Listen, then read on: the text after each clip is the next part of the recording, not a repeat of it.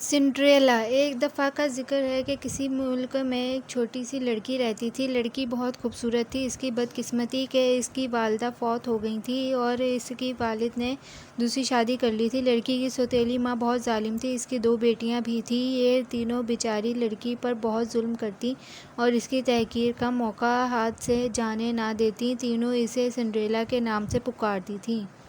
کچھ ہی دن بعد سب اس کو سنڈریلا کے نام سے بلانے لگیں، یہاں تک کہ اس کی والد کو بھی اس کا اصل نام یاد نہ رہا اور وہ بھی سنڈریلا ہی کہہ کر بلانے لگا۔ ایک روز ان کے گھر شاہی محل سے دعوت نامہ آیا۔ دراصل بادشاہ اور ملکہ کو شہزادے کے ایک خوبصورت لڑکی کی تلاش تھی۔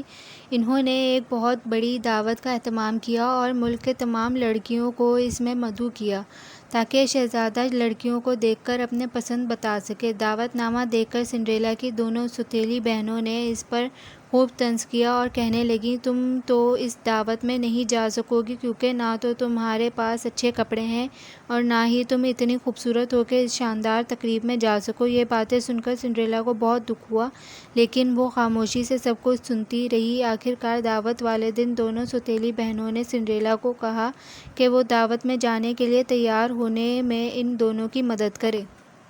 سنڈریلا نے دونوں کی تیاری میں مدد کی۔ خوب بہت سا میک اپ کر کے اور نئے کپڑے پہن کر بھی وہ اتنی اچھی نہیں لگ رہی تھی جتنی اچھی سنڈریلا اپنے پھٹے پرانے کپڑوں میں بغیر میک اپ کے تھی۔ یہ دیکھ کر دونوں بہنیں غصے میں پاؤں پٹکتی شاہی محل کی طرف چلی گئیں۔ ان کے جانے کے بعد سنڈریلا اداس اور غمگین بیٹھی تھی کہ ایک پری اس کے پاس آئی اور بولی، میں تمہاری نگہبان پری ہوں، تم اداس مت ہو، تم ضرور شاہی محل والی دعوت میں جاؤ گی۔ سنڈریلا نے کہا، یہ کیسے ہو سکتا ہے، میرے پاس نہ تو اچھے کپڑے ہیں اور نہ ہی کوئی سواری۔ پری نے کہا، تم جلدی سے اپنے گھر کے باغیچے میں جاؤ اور ایک بڑا سا کدو توڑ کر لے آؤ۔ سنڈریلا پری کے کہنے پر اپنے باغیچے سے سب سے بڑا کدو توڑ کر لے آئی۔ پری نے کدو لے کر جادو کی چھڑی لہرائی تو وہ ایک خوبصورت بگھی میں تبدیل ہو گیا۔ اب پری کچن سے دو چوہے پکڑے اور ان کو چھڑی لہرا کر گھوڑوں میں تبدیل کر دیا۔ گھوڑوں کو بگھی میں جوت کر پری نے ایک اور موٹا سا چوہا پکڑا اور جادو کے زور سے اسے بگھی کا کوچوان بنا دیا۔ سنڈریلا کھڑی حیرت سے یہ سب دیکھ رہی تھی کہ پری نے ایک مرتبہ پھر جادو کی چھڑی لہرائی۔ اب سنڈریلا کے جسم پر خوبصورت جھلمل کرتا ریشمی لباس تھا اور میک اپ ہو چکا تھا۔ اب پری نے کہا، پیاری سنڈریلا، اب تم فوراً دعوت میں پہنچ جاؤ اور وہاں دیکھو، رات 12 بجے سے پہلے تم واپس آ جانا کیونکہ اس وقت میرا جادو ختم ہو جاتا ہے۔ سنڈریلا نے پری سے وعدہ کیا اور شاہی محل کی طرف چل دی۔ محل میں سنڈریلا کی خوب پذیرائی ہوئی۔ لوگوں نے دل کھول کر اس کے حسن کی تعریف کی، یہاں تک کہ سنڈریلا کے دونوں سوتیلی بہنوں نے ابھی اسے نہ پہچانا۔ کچھ دیر بعد شہزادہ سنڈریلا کے پاس آیا اور اس نے پوچھا، کیا تم میرے ساتھ ڈانس کرو گی؟ سنڈریلا اٹھ کر شہزادے کے ساتھ چلی گئی اور آدھی رات تک دونوں ڈانس کرتے رہے۔ اچانک سنڈریلا کو یاد آیا کہ 12 بجنے والے ہیں اور اس وقت پری کا جادو ختم ہو جائے گا۔ یہ یاد آتے ہی سنڈریلا نے شہزادے سے ہاتھ چھڑایا اور باہر کی طرف بھاگی۔ شہزادے نے سنڈریلا کو روکنے کی بہت کوشش کی لیکن سنڈریلا نے اس کی ایک نہ سنی۔ یہ دیکھ کر شہزادہ بھی باہر کی طرف دوڑا۔ محل کی سیڑھیوں پر آ کر شہزادہ بہت مایوس ہوا کیونکہ اس کے خوابوں کی رانی وہاں سے جا چکی تھی۔ شہزادے نے یہ نہ دیکھا کہ وہاں ایک غریب لڑکی پھٹے پرانے کپڑوں میں ملبوس ہاتھ میں بڑا سا کدو لیے کھڑی تھی اور 3 چوہے اس کے ارد گرد بھاگ رہے تھے۔ دراصل رات کے 12 بج چکے تھے اور پری کا جادو ختم ہو چکا تھا۔ شہزادہ مایوسی کے عالم میں محل کے اندر واپس جانے لگا تو اسے سیڑھیوں پر ایک شیشے کی طرح شفاف، چمکدار، خوبصورت، نرم و نازک جوتا نظر آیا۔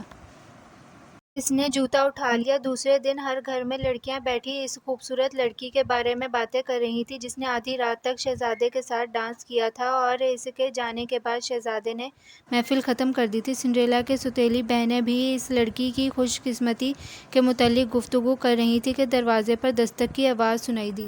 ان میں سے ایک نے دروازے پر جا کر دیکھا تو شہزادہ باہر کھڑا تھا اور اس کے ساتھ ایک ملازم تھا جس نے ہاتھ میں ایک پلیٹ پکڑی ہوئی تھی۔ اس پلیٹ میں مخمل میں لپٹا نازک سا جوتا رکھا تھا۔ اس نے کہا، جس کسی کے پاؤں میں یہ جوتا پورا آ جائے گا وہ ہی شہزادے کی دلہن بنے گی۔ یہ سنتے ہی دونوں سوتیلی بہنوں نے جوتا پہننے کی کوشش کی لیکن ان کے پاؤں اتنے موٹے اور بھدے تھے کہ وہ جوتا ان کے پاؤں میں آیا ہی نہیں۔ دونوں کی ناکام کوشش کے بعد سنڈریلا نے آگے بڑھ کر شہزادے سے پوچھا، کیا میں یہ جوتا پہن کر دیکھوں؟ شہزادے نے ملازم کو اشارہ کیا اور اس نے جوتا سنڈریلا کو دے دیا۔ سنڈریلا نے جوتا زمین پر رکھ کر اس میں پاؤں ڈالا تو بڑے آرام سے اسے پہن لیا۔ شہزادے نے غور سے اس کا چہرہ دیکھا تو کہنے لگا، بے شک یہ وہی ہے میرے خوابوں کی رانی جس کی تلاش میں سرگرداں تھا۔ پھر شہزادے نے سنڈریلا سے پوچھا، کیا تم میرے ساتھ شادی کرو گی؟ سنڈریلا نے فوراً حامی بھر لی۔ دوسری ہی روز سنڈریلا اور شہزادے کی شادی ہو گئی، اور ہاں، اس شادی میں سنڈریلا کی سوتیلی بہنوں نے بھی شرکت کی۔